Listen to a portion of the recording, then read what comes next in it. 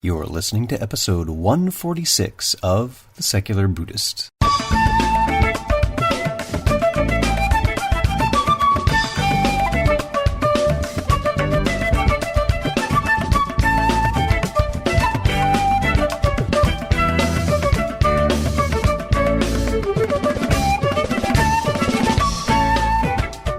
Welcome to The Secular Buddhist. I'm Ted Meissner. The Secular Buddhist is the official podcast of the Secular Buddhist Association, a grassroots-driven effort to answer the needs of secular teaching and practice for contemporary society. The podcast has interviews and roundtable discussions pertaining to engaged Buddhist training and practice, and the SBA website has show notes for each episode along with resource materials. Though the podcast focuses on core practice from a secular viewpoint, more traditional teachings are welcome and openly discussed. Buddhist blogger David Chapman returns to the podcast to speak with us about how we can gain provisional understanding of what is true from what is false.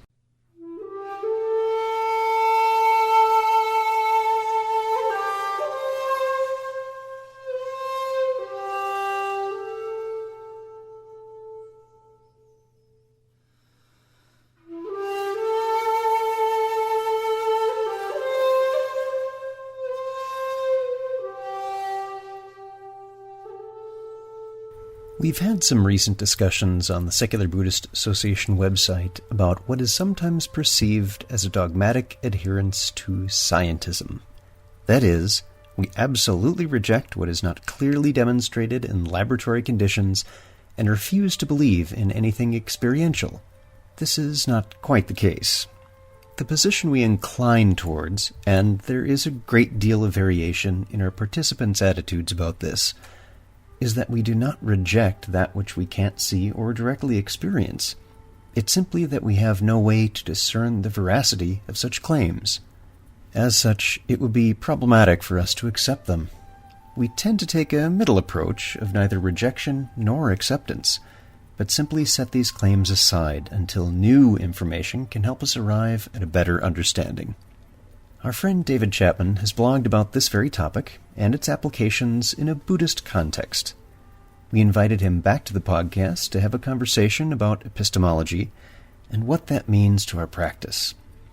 David is educated and has worked in the fields of science, engineering, and business, which have each taught him to ask skeptical questions from their own perspectives.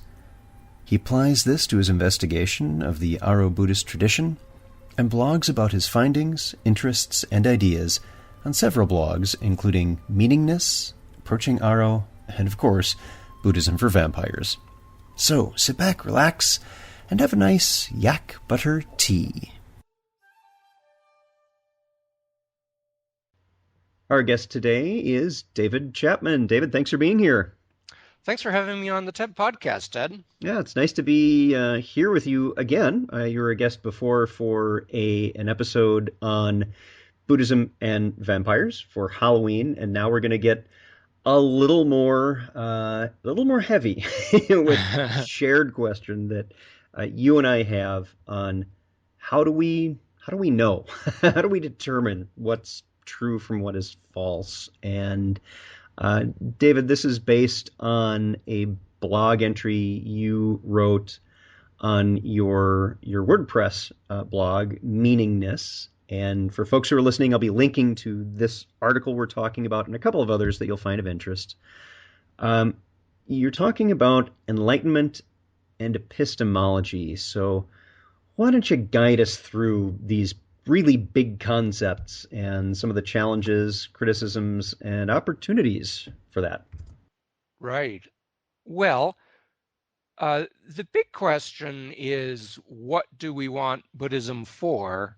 And there could be lots of answers to that, but a theoretical answer, which has also become a popular answer, is that Buddhism leads to enlightenment, and that's the goal. And so then we have to ask, oh, well, that's nice. And what is enlightenment? And why should we believe that there is such a thing? And how can we find out if there's such a thing? And what's it like? What's it good for? Should we actually care about this? Who is enlightened and how can we tell? So these are all questions about knowledge and the possibility of knowledge. And epistemology is the branch of philosophy that is about how do we know what we know. So there's some things that epistemology is in the West has been really successful at, and I think it's looking particularly at religion. Just the observation that not everything written in a sacred book is necessarily true, and not everything said by an expert in religion or any other field is necessarily true. In fact, it seems that there's nothing we can absolutely rely on as a single source of definite knowledge that guarantees that something is true. So, and then that's kind of as far as epistemology, the philosophical field, is going to take us.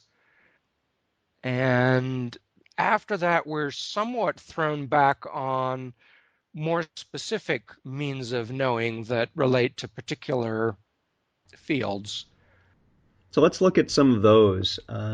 For example, you chat about problems with experts, which of course ties into that logical fallacy of argument from authority. Why don't you tell us a little bit about some of the problems with expert counsel? Yeah. Well, the problem is experts supposedly have some kind of special knowledge. And the question is, how do we know whether or not they have the special kind of knowledge that they claim to have? And there's problems because they can disagree with each other, and frequently do. And in the case of experts in Buddhism, that is, I don't mean academic experts on Buddhism, but actually Buddhist leaders, people who claim authority as religious figures. They violently disagree with each other about almost everything. There's a lot of different Buddhisms, plural, really, out there that are quite different religions. Even within relatively small sub branches of Buddhism, there will be strong disagreements on particular points. And so, who among these people, if any, should we take their word for something? And should we take anybody's word for it? I mean, there's some disciplines that supposedly have experts in which all the experts are, we can say in retrospect about some, all the experts were completely mistaken. And there's some fields now where we could suspect that all the experts were mistaken. I use the example of nutrition. In nutrition, supposed knowledge there doesn't seem to be any stable facts about nutrition. There's nothing Right. that's, Right. yeah, I mean, There may be some facts and evidence, but then more come to light, which is apparently more weighty than what has been known before. yeah, and it doesn't seem to be cumulative, and it seems like a scientific discipline. There needs to be some change, some incremental improvement, but there have to be some things which we still believe, which we believed 100 years ago. And in the case of nutrition, there doesn't seem to be anything like that. Practically nothing. And a lot of pseudosciences have the opposite problem, that it was set down as a revelation at some time in the past, and then it's fixed. There isn't any incremental progress. So somewhere where you have some facts that seem stable and then some incremental progress, that's a good sign of some real knowledge being generated. hmm Yeah, there's always a red flag to me when a particular branch of knowledge has nothing new happening, that Yeah. there's no more investigation. To me, that seems to indicate that there may be a problem there, and it isn't so much problems with methodologies. I think we have some very good methodologies, and certainly they can be replaced with better ones as time goes on and as we learn more. But the conclusions drawn about anything, I think it's very helpful to consider them provisional as we Yeah. learn more. Yeah. Well, a good thing is that in Buddhism, I think there has been a history of innovation. and I'm hoping hoping and expecting that canon will continue. I'm advocating for that on my blog. Yeah, you are, and I like seeing that. And we've heard comments around this is a good thing. It means that this is a living tradition, that people are Exactly. actively engaging with it within their culture, and that's going to prompt questions. That's going to prompt an evolutionary adaptation to the way people are today. Yes. Yeah. So with experts, there's a couple of challenges. I mean, there's the one where are they actually an expert, and how do we know? And let's say they are an expert, and we've established that. It still doesn't mean that they're correct because they're still human beings and may make mistakes and may be, however inadvertently, guilty of biases. So of course there's a bit of reasonable doubt to be involved with as we view the results of what experts say. We still need to ask, but how do you know? How can you show this to me? How can I find this out for myself? Yes.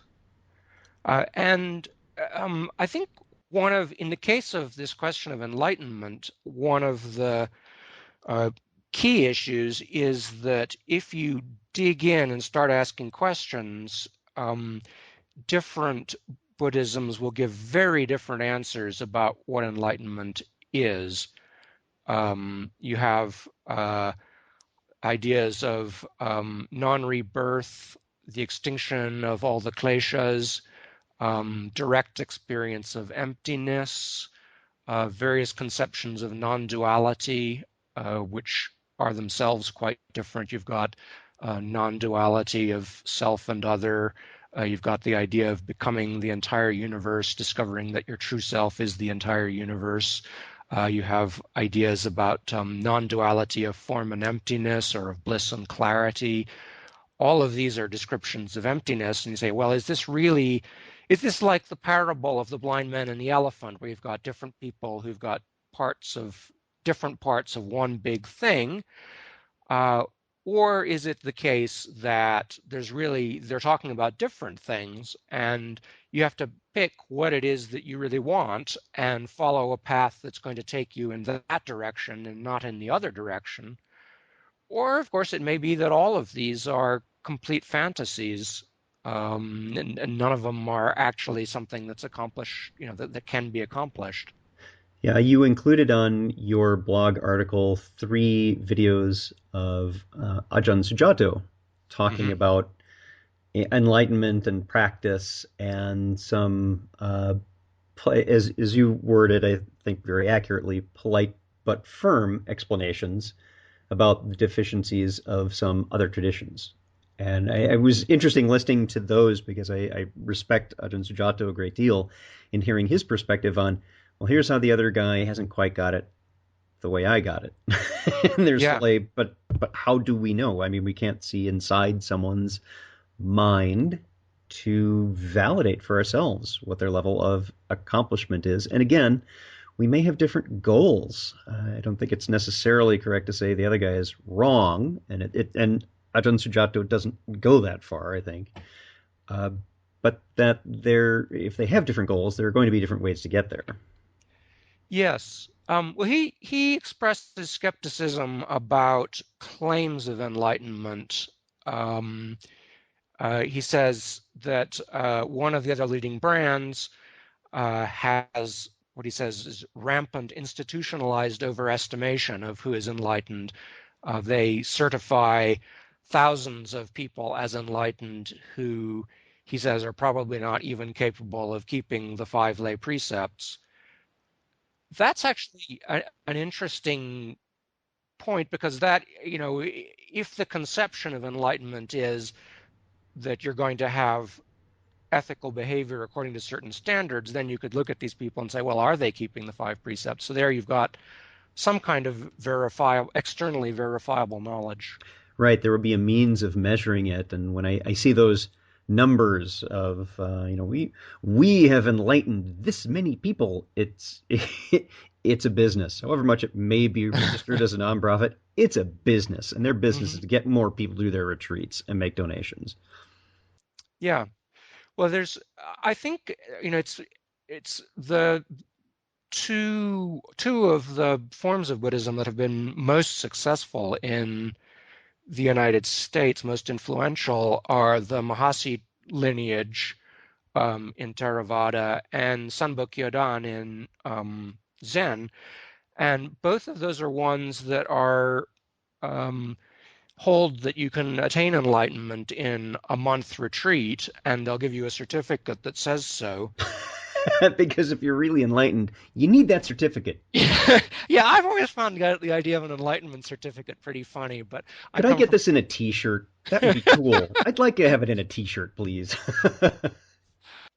But that actually, as a whether deliberate or not, as a strategy for becoming a successful, influential lineage, being willing to provide rapid upward spiritual mobility, that's worked out very well for them. Yeah, and I notice here you have in the section on your article, how do experts determine who is enlightened? You have a few examples here. I'm just going to briefly go through those, and then I'm going to tie them to something. One of them is you've been practicing hard enough for long enough to get enlightened, according to the sect's traditions. Another is you can recite the sect's dogmas as needed. You conform to the social norms of the sect. You show conspicuous loyalty to the sect versus competing ones. You have some sort of odd experience, which you describe using the sect's jargon, which is cool. And all of these apply to every religious tradition that have completely disparate views. Yeah. Although different religions may not use the word enlightenment, but Right, these right. are criteria for, oh, this person is a, outstanding member of our tradition. So you also then go into a section about should experience remove doubt. Tell us more about that. Yes. Well, uh, this seems to be mainly a 20th century idea that enlightenment is itself an experience. And um, that's just taken for granted, but historically it doesn't seem to be the way that enlightenment has been thought about. One of the reasons it's an attractive idea, there's a number of ways that this has become popular, but one of the reasons is that experience is um, something that is supposedly um, indubitable. Uh, if you take a taste of chocolate, then you know what chocolate tastes like. Nobody could say, "Oh, you were mistaken. That wasn't what chocolate really tasted like." We love that metaphor. That one comes up almost every episode of this podcast is tasting chocolate. How else has that come up? That's You interesting. know, it comes up with the exactly what we're talking about with the experience that I can describe chocolate to someone who hasn't had it, but really you need to experience it for yourself. And often what we hear, and this is something I wanted to ask you about, is this effing the ineffable. We've Mhm. chatted about that before as well, that enlightenment is often referred to as, well, it's something we can't describe. You have to experience it for yourself, and there's no effort whatsoever to describe it. And that's not the same case. We can make an effort to describe chocolate. We can point to various other flavors that share some similarities. We can say here's another flavor that it's not like saltiness, for example, or things like that. We can paint a picture, and it isn't the same as experiencing. That's true, but we don't say, "Oh, we can't describe chocolate to you." Mhm. No, we can make the effort, and I think that no, no, it is beyond words. I think you maybe need to give it a shot. Yeah, well, and in fact, people do. There's um, lots of descriptions of enlightenment, which may or may not be helpful. One of the things that's striking is how dissimilar they are to each other. And this is one of the reasons that I think um, there probably isn't one thing here. There's a bunch of different things. And um, that may mean you need to choose which one you want.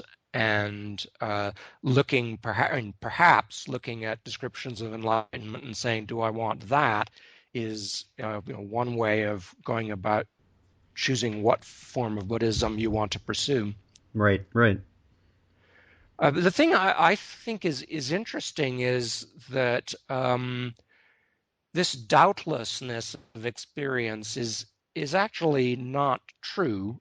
Um, you can be mistaken about your own experience in several different ways. One is you can be mistaken about whether or not the experience that you've had was in fact enlightenment. And I think this is actually very common, maybe much more common than not, that you have some sort of wonderful experience and you go to your teacher and say, "Oh, this is so marvelous! Now I'm enlightened. I've seen the absolute truth. I've got it." And your teacher says, "No, no, no. That's just some kind of macchio you had. This isn't real. It's an illusion, and you're going to need to sit for several more years before you get truly enlightened in the best case." Yeah, and that in itself, let's talk about that as a transformative experience. And you chat about that in your blog as well. And an example that you use here, and I want you to respond to your to your own words on this because you put it quite well, is I've seen many a friend go to a weekend workshop on biodynamic crystal dowsing or holistic orgone chakra balancing and come back totally transformed, or so they said. Now they saw the world completely differently, and they were at peace with everyone and everything. They had finally got it, and everything was going to be different forever. How do you respond to that? Well, of course, at the time you say, "Oh, how wonderful," and encourage them to go with it. But usually the kind of high that comes out of that kind of an experience doesn't last very long. And whoever it is, I mean, I've had this experience myself. You have some kind of wonderful experience and everything seems completely different, and then in not very long, anything between minutes and months, things are kind of back to normal. Some changes do seem to be permanent or very lasting, and to actually change you. But I think my own way of being in the world has been transformed by Buddhist practice, but I'm also skeptical of that. Even though it's my own experience, I think, well, I've seen so many people fool myself. I've actually fooled myself before. Why should I believe this claim now? Or that it's this doing it instead of we've just gotten older and have more Yeah, experience. a little older and wiser, and Well, older anyway, some of us. So tell us about another area that you go into here, because you also talk about some other ways of discernment. You talk about diverse functional definitions and rationality and science and maybe some of the problems with those. Tell us a little bit about those different areas as well. well, lots of things here. I wrote an enormously long blog post. um, in terms of ways forward, what I advocate is dropping the word enlightenment because it does seem to mean different things to different people, and it is vague. And I think it would be um, really helpful instead to look at and take more seriously some of these more specific descriptions that people give of enlightenment and what it means, and see whether those are things we can believe are achievable, and how do we go about achieving them? How do we know whether we've got it, who's got it? It's a kind of pragmatic approach rather than trying to, I mean, I think enlightenment is seen as it's this incredible thing. It's everything you've ever wanted. It's going to solve all of your problems. And we're not going to really say what it is. Hmm. That's just advertising hype. And I'll tell So, you what it is after you vote me into office. yeah. You do talk about provisional personal evidence, and that's one of the latter points you make in the article. Tell us about that, because that I think that was one of the most meaningful forward-stepping insights to this whole article. Yes. Well, I look at a lot of um, sort of formal ways of gaining knowledge. Science is hugely important. And of course, there's a lot of recent research in the effects of meditation and potentially what enlightenment might mean. That's very exciting to me, and I know to you. It's also at an early enough stage that we don't really know what that's going to turn into yet. Right, right. It's Mm, not. It's excitingly early.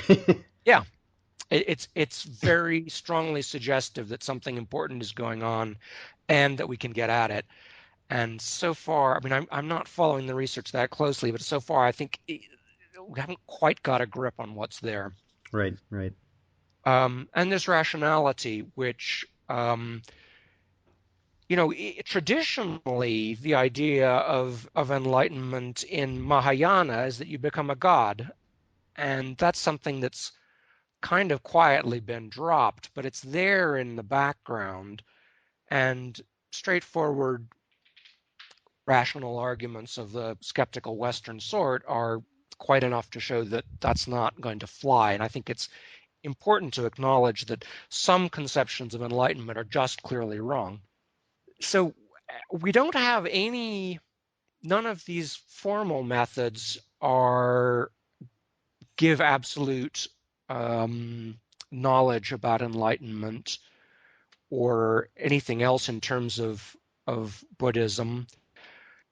But I think we all have uh, informal personal experience that is reasonably reliable. We can fool ourselves. We can just be wrong. We shouldn't take anything for granted or trust any one thing absolutely, any one kind of knowledge or source of evidence. And yet, um, there's a lot that we do informally know, and we value Buddhism and we persist with Buddhism because we have found that yes, there is value here, and that comes from one's own experience of practice, how it does in fact seem to change the way that you experience and relate with the world, and your experience of other people, how it has been of value to them. You can observe that in people's behavior as well as talking to them and seeing what they say.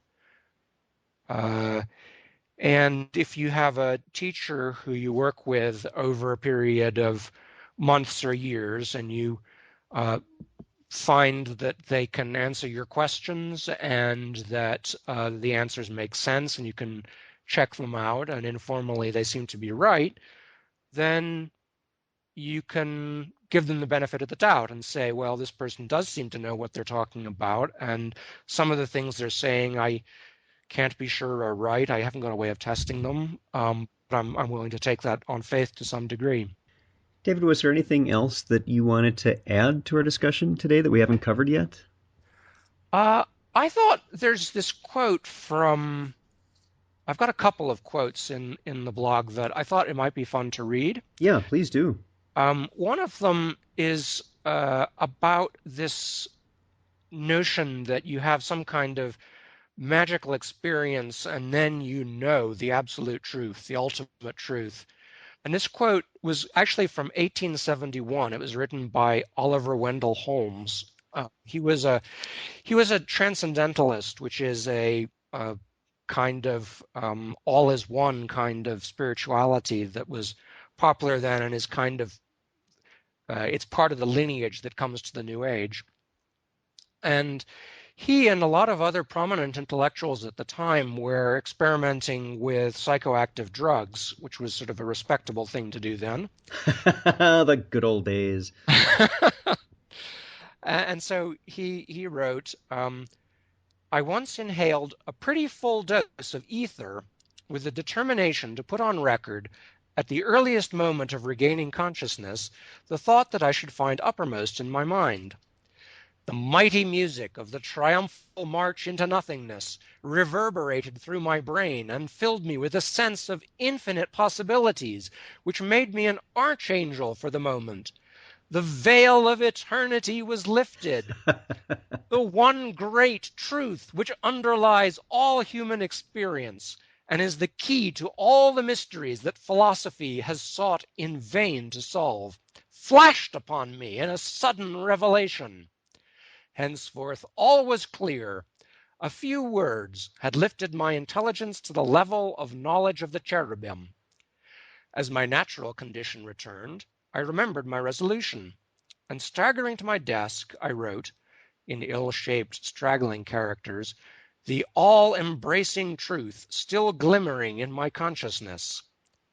The words were these: a strong smell of turpentine prevails throughout. There you have it, folks. The meaning of life, the universe, and everything. Strong smell of turpentine.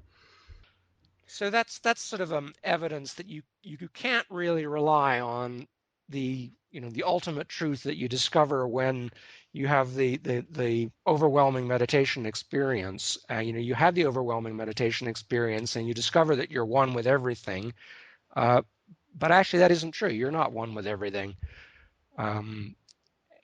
There's the other quote comes from Antonio Machado. In my solitude, I have seen things very clearly that were not true. That's another illustration or articulation of the point that a meditative experience can bring valuable insights, but it can also bring things that seem plausible at the time that actually don't fly. Yeah, not so much. That we have very compelling experiences. You and I both have as well, and many people listening to the podcast have had very, very compelling things that just seem so real and yet may not have been accurate. And that doesn't mean, however, that we can't learn from them. It doesn't mean we can't find those beneficial to us as we think about, what meaning can I take from that? How can I use that to transform my attitude and my engagement with moment-by-moment existence? Yes, absolutely. I mean, we have to, I think, I hate to use the word, middle way, but we have to find a middle way between, skeptically dismissing everything as nonsense and some kind of starry-eyed romantic belief in whatever seems to be true at the moment, and to realize that there is real valuable insight in Buddhism and in our experience of meditation, and also that maybe not everything there is right. Mm-hmm. I want to conclude this with another quote that's on that, and it's yours. It speaks to what you were just discussing. And from you, the quote is, "It is good to be skeptical, to ask, is this really true? To take nothing at face value. It is not good to blind yourself to what you can see is true, useful, or beautiful, because you're afraid to trust." And to me, that says volumes about striking that balance, that we do need to ask why, and we do need to question, because that if we don't question, then all assertions, no matter what they are, no matter how ridiculous, are true. But we also need to have a certain perspective on this, that in the conventional world, is this helpful to us? Yes. Is that good enough? Can we still nonetheless gain from that? Everyone, our guest today has been David Chapman. We do have a link to this article and a few others on his wonderful blog, Meaningness, at wordpress.com. David, thank you very much for being here. As always, I've really enjoyed our conversation. Thanks, Ted. This has been fun and enlightening.